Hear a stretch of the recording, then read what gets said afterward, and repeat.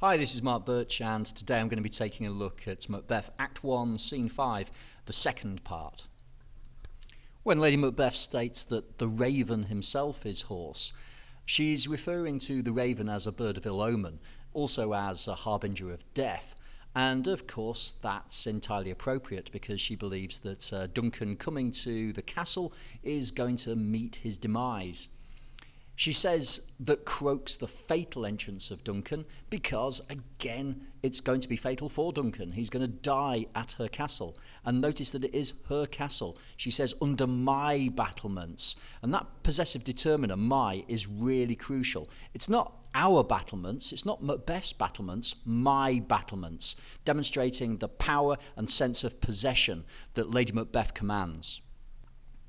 The following words are interesting in terms of the contrast that they create with Macbeth. When Macbeth in Act 1 Scene 3 learnt about the possibility of becoming king from the witches, his immediate response was one of consternation. He considered it. He was terrified by the idea. Here, however, Lady Macbeth's immediate response is to act, to be unchecked by guilt, to be unchecked by conscience or morality, and to immediately command spirits of evil to remove any capacity for those kinds of obstacles to evil actions so that they're not in her way. Her sense of her own power is evident in her use of imperatives. Here we see it with "Come, you spirits that tend on mortal thoughts."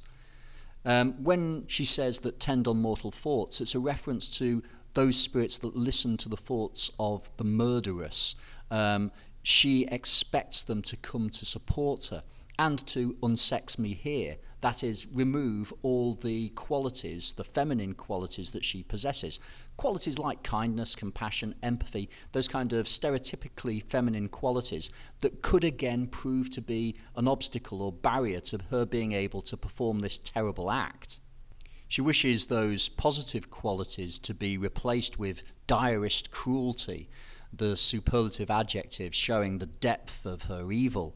And she wants this to absolutely consume her, from the crown, the top of her head, to the toe. She expects to be a creature of evil. This same desire and concern is evident in what follows. Make thick my blood, stop up the access and passage to remorse. The reference to make thick my blood could be an allusion to the theory of the four humours, which was still being employed in the Elizabethan Jacobean period. According to this, blood had associations with affection, with strong emotions, and therefore to thicken the blood would be to restrict the access to those kind of emotions, and thereby essentially stop Lady Macbeth from feeling any kind of guilt or those compunctious visitings of nature that she refers to a couple of lines later. She essentially summarises her point by saying that no compunctious visitings of nature shake my fell purpose, nor keep peace between the effect and it. And by this, what she's basically saying is that she doesn't want to be plagued by conscience. She doesn't want anything to prove an obstacle between her purpose, which is to kill the king, and the achievement of that goal. It's worth recognising that this echoes her concern that her husband's too full of the milk of human kindness to catch the nearest way. The concept of transformation is extended further when Lady Macbeth says, "Come to my woman's breasts and take my milk for gall." Here the nurturing qualities of breast milk transformed into gall, something that's regarded as poisonous. So again, she's referring to the idea of being turned into something of direst cruelty. It's also worth recognising that we've got an example of anaphora here. The come, that imperative verb, is employed again, and it will be employed once more in this soliloquy, so that we get a sense of the power of Lady Macbeth as she issues this series of commands to evil spirits. I'd also argue that the strangeness of these evil spirits is conveyed by the use of alliteration and the consonants of sibilant sounds in their description.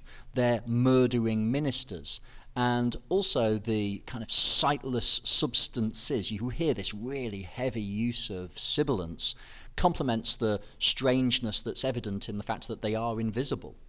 So here's that anaphora once again, come thick night. Lady Macbeth's really embracing the darkness, largely because it can hide her intended crimes. One of the things that's interesting about this is the comparison to Act 5. We're told in Act 5 in the sleepwalking scene that she cannot abide the dark and commands a light to be with her always. So that's in stark contrast to how we see her at this point in the play. Nights are associated with evil, but here we've got Lady Macbeth seeking what I would describe as absolute and foul darkness.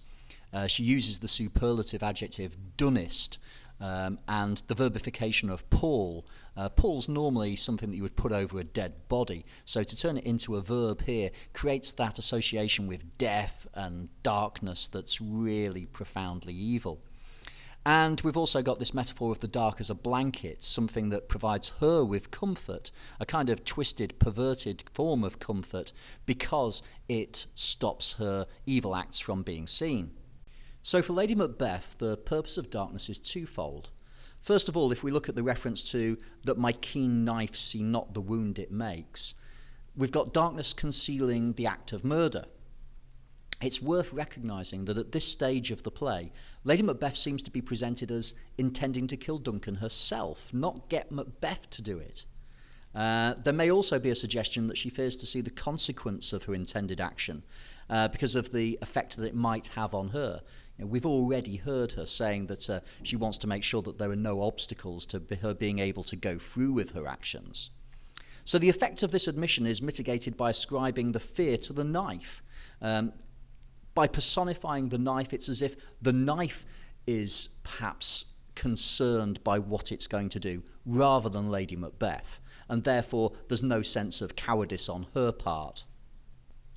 The second purpose of the darkness seems to be to inhibit the light as a symbol of heaven. And Lady Macbeth believes heaven already to have very limited power to stop her, the weakness of heaven being conveyed through that verb peep, which connotes a brief glance, which is rendered even more limited by the presence, the blanket of the dark.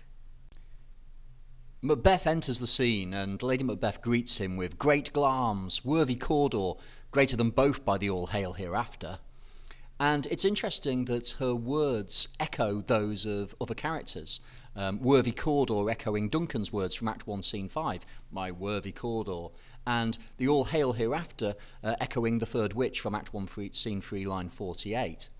Now, this doesn't have to suggest that Lady Macbeth has some otherworldly knowledge of what's happened in the past. It seems to be, the most likely reading, that Lady Macbeth is citing the words from Macbeth's letter that we as an audience weren't actually privy to, that actually Shakespeare omits a lot of the information in the letter and starts Scene 5 in media res, in the middle of the action. So Lady Macbeth's essentially telling Macbeth that she's read his letter, and Shakespeare's telling his audience that Macbeth has told her everything. We have the depth of his trust for Lady Macbeth evidenced.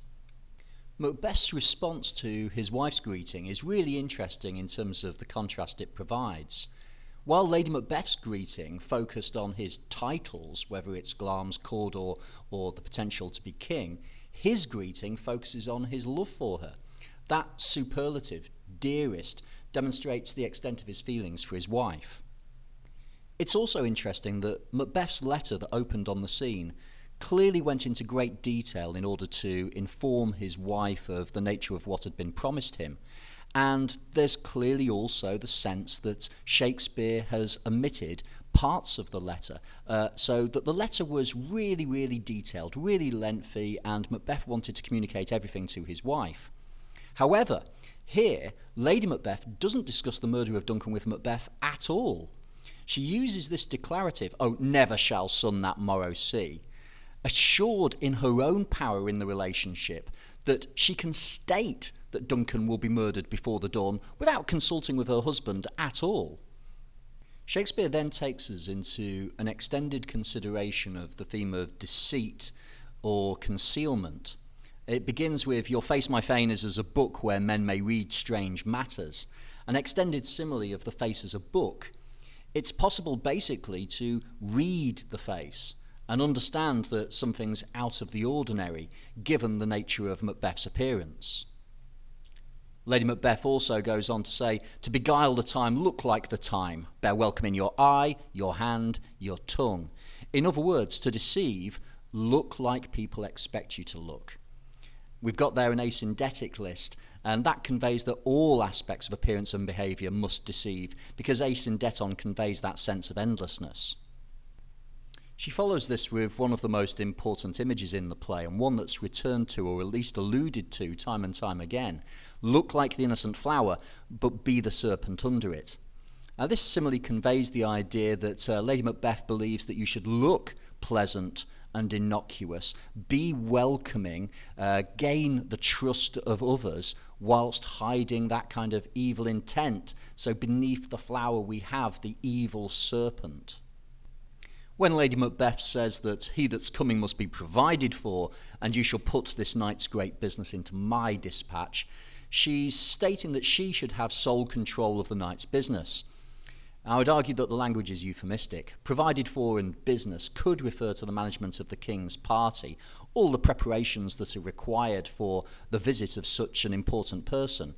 But given the context, it's clear that Lady Macbeth's really referring to planning the murder. She will be the sole person responsible for these plans. And finally, the scene ends with Lady Macbeth returning to the idea of concealment and deceit, instructing Macbeth in how to achieve this. She says, only look up clear, in other words, with a clear expression, don't show your fear. And the warning that to alter favour ever is to fear. To alter your expression is to reveal your fear. You've got to keep a blank expression. And finally, leave all the rest to me. Once again reinforcing that these are her plans, that she's the one that's in control, that she is the dominant force. Okay, ta.